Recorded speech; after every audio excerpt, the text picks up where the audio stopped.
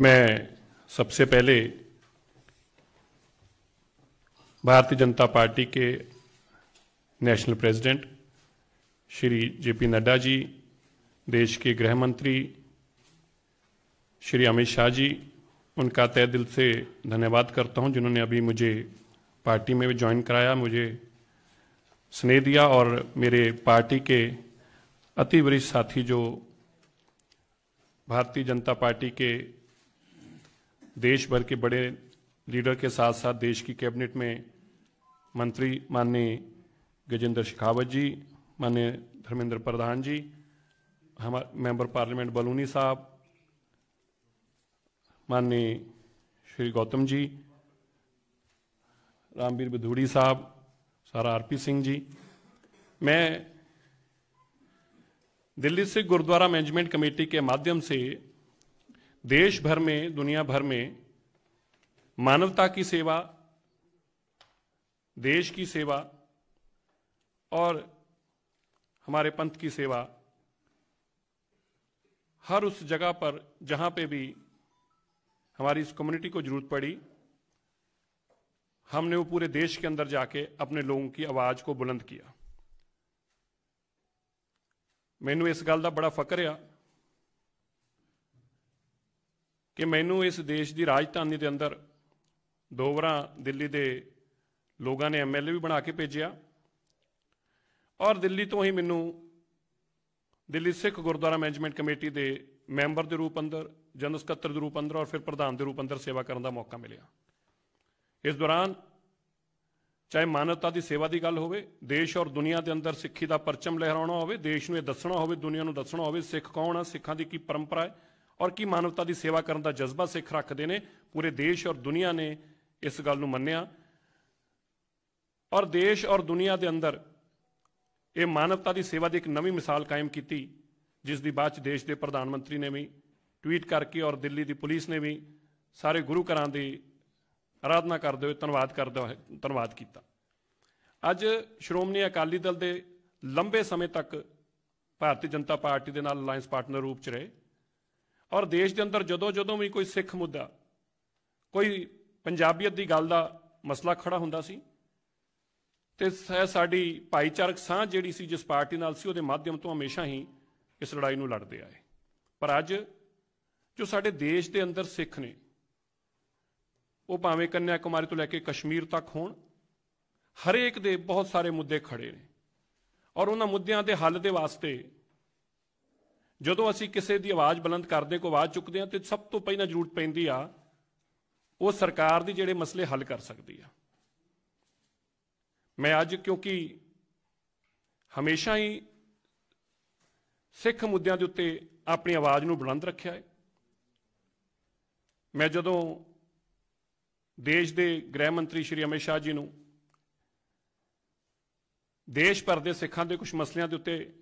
गलबात की, मैनूं इस गल की बड़ी प्रसन्नता हुई, बड़ी खुशी हुई कि ना केवल उन्होंने बल्कि उन्होंने देश के प्रधानमंत्री नाल भी गल करा के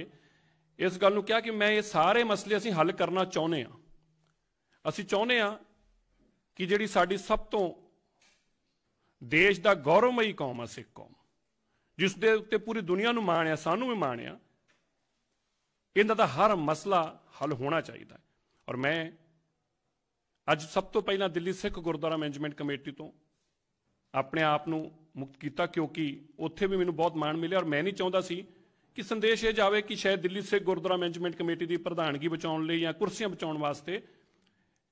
मैं ये पार्टी को ज्वाइन कर रहा, पर मैं समर्पित होकर अपनी कौम के पिछे, अपनी कम्युनिटी की गल वास्ते, क्योंकि देश के अंदर 70 साल तो जिहड़े मुद्दे अज भी खड़े ने, भावें वो डोंगमार गुरुद्वारा सिक्के मंदिर होवे, भावें वो शिलोंग के सिखां का मसला होवे या श्रीनगर के कश्मीर के जम्मू कश्मीर के सिखां का मसला होवे जिथे उन्होंने अज तक नौकरियां च रिजर्वेशन नहीं मिले, उन्होंने हक नहीं मिले, या मध्य प्रदेश के अंदर सिकली कर सिखां का मसला होवे या आसाम के असामी सिखां का मसला होवे या गुरु तेग बहादुर साहब जी महाराज और गुरु नानक देव पातशाह जी के वड्डे समागम करके देश और दुनिया को उन्हों की सोच और उन्हों दी मानवता के प्रति सेवावां की जानकारी देनी होवे। मैं ये सारियां गल्लां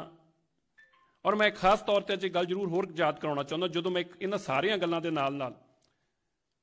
ਸਾਡੀ ਕੌਮ ਦੇ ਵਾਸਤੇ ਅੱਗੇ ਵਧਣ ਵਾਸਤੇ ਸਿੱਖਿਆ ਬਹੁਤ ਜ਼ਰੂਰੀ ਆ। ਜਦੋਂ ਮੈਂ ਦੇਸ਼ ਦੇ ਪ੍ਰਧਾਨ ਮੰਤਰੀ ਜੀ ਨੂੰ ਔਰ ਗ੍ਰਹਿ ਮੰਤਰੀ ਜੀ ਨੇ ਇੱਕ ਗੱਲ ਕਹੀ, 70 ਸਾਲ ਹੋ ਗਏ ਦੇਸ਼ ਦੇ ਅੰਦਰ, ਦੇਸ਼ ਦੀ ਆਜ਼ਾਦੀ ਤੋਂ ਲੈ ਕੇ ਹੁਣ ਤੱਕ ਜਿੰਨਾ ਵੱਡਾ ਸਿੱਖਾਂ ਦਾ ਯੋਗਦਾਨ ਆ, ਮੈਂ ਸਾਰਿਆਂ ਦਾ, ਪਰ ਮੈਂ ਜ਼ਰੂਰ ਕਹਿ ਸਕਦਾ ਕਿਉਂਕਿ ਮੈਂ ਉਸ ਕਮਿਊਨਿਟੀ ਨੂੰ ਬਿਲੋਂਗ ਕਰਦਾ, ਮੈਨੂੰ ਫਖਰ ਹੈ ਇਸ ਗੱਲ ਦਾ। ਪਰ ਅੱਜ ਤੱਕ ਵੀ ਉਹਨਾਂ ਦੇ ਵਾਸਤੇ ਦਿੱਲੀ ਦੀ ਦੇਸ਼ ਦੀ ਰਾਜਧਾਨੀ ਹੈ। ਇਸ ਰਾਜਧਾਨੀ ਤੇ ਬਾਬਾ ਬੰਦਾ ਸਿੰਘ ਬਹਾਦਰ ਤੋਂ ਸ਼ਹਾਦਤ ਹੋਈ, ਜਿਸ ਰਾਜਧਾਨੀ ਤੇ ਜਿਸ ਰਾਜਧਾਨੀ 'ਚ ਗੁਰੂ ਤੇਗ ਬਹਾਦਰ ਸਾਹਿਬ ਮਹਾਰਾਜ ਜੀ ਦੀ ਸ਼ਹਾਦਤ ਹੋਈ, ਔਰ ਉਸੇ ਹੀ ਰਾਜਧਾਨੀ ਦੇ ਉੱਤੇ ਕਿਸੇ ਵੇਲੇ ਬਾਬਾ ਬਗੇਲ ਸਿੰਘ ਜੀ ਨੇ, ਬਾਬਾ ਜੱਸਾ ਸਿੰਘ ਆਹਲੂਵਾਲੀ ਔਰ ਬਾਬਾ ਜੱਸਾ ਸਿੰਘ ਰਾਮਗੜ੍ਹੀ ਨੇ ਆਪਣਾ ਪਰਚਮ ਲਹਿਰਾਇਆ ਸੀ। ਉਸ ਰਾਜਧਾਨੀ ਦੇ ਅੰਦਰ ਅੱਜ ਤੱਕ ਵੀ ਦਿੱਲੀ ਦੇ ਲੋਕਾਂ, ਸਿੱਖਾਂ ਦੇ ਵਾਸਤੇ ਇੱਕ ਯੂਨੀਵਰਸਿਟੀ ਅਸੀਂ 70 ਸਾਲ 'ਚ ਨਹੀਂ ਬਣਾ ਸਕੇ। ਮੈਨੂੰ ਲੱਗਦਾ ਕਿ ਸਾਡੀ ਆਪਣੀ ਲੀਡਰਸ਼ਿਪ ਦੀ ਕਮੀ ਆ, ਸਾਡੀ ਕਮਜ਼ੋਰੀ ਆ। ਕਿਆ ਮਸਲੇ ਹੁਣ ਦੇਸ਼ ਦੇ ਸਰਹੱਦਾਂ ਤੇ ਲੜਨ ਵਾਲੇ ਅਸੀਂ ਲੋਕ ਹੋਈ ਔਰ ਉਹ ਮਸਲੇ ਸਾਡੇ ਤੋਂ ਹੱਲ ਨਾ ਹੋਣ। ਮੈਂ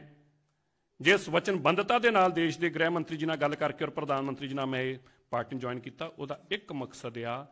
70 ਸਾਲਾਂ ਤੋਂ ਹੋਏ ਉਹ ਮਸਲੇ ਜਿਹੜੇ ਅੱਜ ਤੱਕ ਖੜੇ ਸੀ ਉਹ ਬਹੁਤ ਜਲਦੀ ਹੱਲ ਹੁੰਦੇ ਦਿਖਣਗੇ ਤੁਹਾਨੂੰ, ਭਾਵੇਂ ਉਹ ਡਾਂਗਮਾਰ ਗੁਰਦੁਆਰਾ ਸਾਹਿਬ ਦਾ ਹੋਵੇ ਜਾਂ ਸਿੱਕਿਮ ਦੇ ਸਿੱਖਾਂ ਦਾ ਹੋਵੇ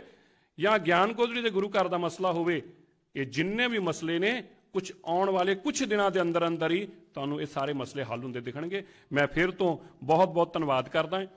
ਆਪਣੇ ਸਾਰੇ ਹੀ ਸਾਥੀਆਂ ਦਾ ਜਿਨ੍ਹਾਂ ਨੇ ਹਰ ਮੌਕੇ ਤੇ ਮੇਰਾ ਸਾਥ ਦਿੱਤਾ ਹੈ ਔਰ ਇਸ ਲੜਾਈ ਨੂੰ ਹਮੇਸ਼ਾ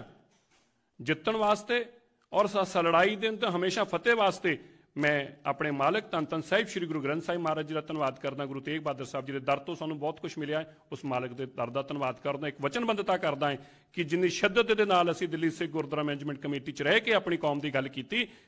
ਅੱਜ ਇਸ ਵੱਡੀ ਦੇਸ਼ ਦੀ ਸਰਕਾਰ ਦੇ ਮਾਧਿਅਮ ਤੋਂ, ਖਾਸ ਤੌਰ ਤੇ ਜਦੋਂ ਦੇਸ਼ ਦੇ ਗ੍ਰਹਿ ਮੰਤਰੀ ਔਰ ਪ੍ਰਧਾਨ ਮੰਤਰੀ ਜੀ ਔਰ ਦੇਸ਼ ਦੇ ਵੱਡੇ ਵਜ਼ੀਰ ਤੁਹਾਡੀ ਉਹਨਾਂ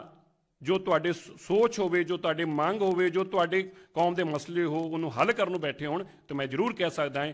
ਜਿੰਨੀ ਕਿ ਅੱਗੇ ਸ਼ਿੱਦਤ ਨਾਲ ਲੜ ਰਹੇ ਸੀ, ਜਿੰਨੀ ਸ਼ਿੱਦਤ ਨਾਲ ਮਸਲਿਆਂ ਲਈ ਖੜੇ ਹੁੰਦੇ ਸੀ, ਉਸ ਤੋਂ 10 ਗੁਣਾ ਤਾਕਤ ਦੇ ਨਾਲ ਆਪਣੀ ਕੌਮ ਦੇ ਮਸਲੇ ਹੱਲ ਕਰਨ ਵਾਸਤੇ ਅਸੀਂ ਖੜੇ ਹੋਵਾਂਗੇ। ਮੈਂ ਫਿਰ ਤੋਂ ਸਭ ਦਾ ਧੰਨਵਾਦ ਕਰਦਾ, ਦੇਸ਼ ਦੇ ਪ੍ਰਧਾਨ ਮੰਤਰੀ ਦਾ ਧੰਨਵਾਦ ਕਰਦਾ, ਦੇਸ਼ ਦੇ ਗ੍ਰਹਿ ਮੰਤਰੀ ਜੀ ਦਾ, ਪਾਰਟੀ ਦੇ ਨੈਸ਼ਨਲ ਪ੍ਰੈਜ਼ੀਡੈਂਟ ਸਾਹਿਬ ਦਾ ਔਰ ਮੇਰੇ ਨਾਲ ਬੈਠੇ ਹੋਏ ਸਾਰੇ ਹੀ ਦੇਸ਼ ਦੇ ਵੱਡੇ ਵਜ਼ੀਰਾਂ ਦਾ ਵੀ ਮੈਂ ਬਹੁਤ ਬਹੁਤ ਦਿਲ ਦੀਆਂ ਗਹਿਰਾਈਆਂ 'ਚ ਧੰਨਵਾਦ ਕਰਦਾ। ਮੀਡੀਆ ਦੇ ਸਾਰੇ ਬੰਦਿਆਂ ਦਾ ਧੰਨਵਾਦ ਕਰਦਾ। ਔਰ ਮੈਂ ਇਹ ਵੀ ਜ਼ਰੂਰ ਸਭ ਨੂੰ ਇੱਕ ਜਾਣਕਾਰੀ ਜ਼ਰੂਰ ਦੇਣਾ ਚਾਹੁੰਦਾ ਕਿ ਜੋ ਪ੍ਰਬੰਧ ਅਸੀਂ 3 ਸਾਲ ਤੱਕ ਦਿੱਲੀ ਸਿੱਖ ਗੁਰਦੁਆਰਾ ਮੈਨੇਜਮੈਂਟ ਕਮੇਟੀ ਦੇ ਚਲਾਏ ਨੇ, ਉਹ ਪ੍ਰਬੰਧ ਵੀ ਪੂਰੀ ਦੁਨੀਆ ਦੇ ਅੰਦਰ ਵਾਹਦ ਪਹਿਲੀ ਵਾਰ ਇਸ ਤਰੀਕੇ ਹੋਇਆ ਕਿ ਏਡੀ ਵੱਡੀ ਮਹਾਮਾਰੀ ਦੇ ਦੌਰਾਨ ਦੇਸ਼ ਦੇ ਵੱਡੇ ਤੋਂ ਵੱਡੀ ਸੰਸਥਾ ਨੇ ਇਸ ਗੱਲ ਦੀ ਵਡਿਆਈ ਦਿੱਤੀ ਔਰ ਵਧਾਈ ਦਿੱਤੀ ਕਿ ਸਿੱਖਾਂ ਦੀ ਸੱਚੀ ਸੇਵਾ ਕੀ ਆ। ਔਰ ਉਹਦੇ ਵਾਸਤੇ ਮੈਂ ਗੁਰੂ ਸਾਹਿਬ ਦਾ ਧੰਨਵਾਦ ਕਰਦੇ ਹੋਏ ਅੱਜ ਫਿਰ ਤੁਹਾਡੇ ਸਾਰੀ ਸੰਗਤ ਦੇ ਚਰਨਾਂ 'ਚ ਇਹੀ ਬੇਨਤੀ ਕਰਦਾ ਕਿ ਅਸੀਂ ਮਿਲ ਕੇ ਦੇਸ਼ ਦੀ ਇੱਕ ਸਰਕਾਰ ਦੇ ਨਾਲ ਜਿਹੜੀ ਟਕਰਾਅ ਦੀ ਗੱਲ ਬਾਰ-ਬਾਰ ਕੀਤੀ ਜਾਂਦੀ ਸੀ ਉਸ ਤੋਂ ਪਰਾਂ ਹੋ ਸਕੀਏ,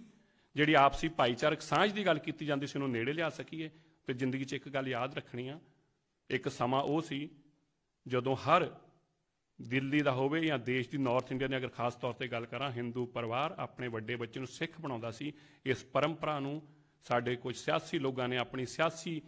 ਲੋੜਾਂ ਦੇ ਅੰਦਰ ਇਸ ਨੂੰ ਖਤਮ ਕਰ ਦਿੱਤਾ। ਅਸੀਂ ਆਪਸੀ ਭਾਈਚਾਰਕ ਸਾਂਝ ਨੂੰ ਦੁਬਾਰਾ ਉੱਥੇ ਲੈ ਕੇ ਖੜਾ ਕਰਨਾ ਔਰ ਇਸ ਸੁਨਹਿਰੀ ਮੁਲਕ ਦੇ ਅੰਦਰ ਸੁਨਹਿਰੀ ਤਰੀਕੇ ਨਾਲ ਅਸੀਂ ਚਮਕੀਏ, ਉਹਦੇ ਵਾਸਤੇ ਅਸੀਂ ਇਕਜੁੱਟ ਹੋ ਕੇ ਕੰਮ ਕਰਾਂਗੇ। ਵਾਹਿਗੁਰੂ ਜੀ ਕਾ ਖਾਲਸਾ, ਵਾਹਿਗੁਰੂ ਜੀ ਕੀ ਫਤਿਹ। आप सभी लोगों का बहुत बहुत धन्यवाद।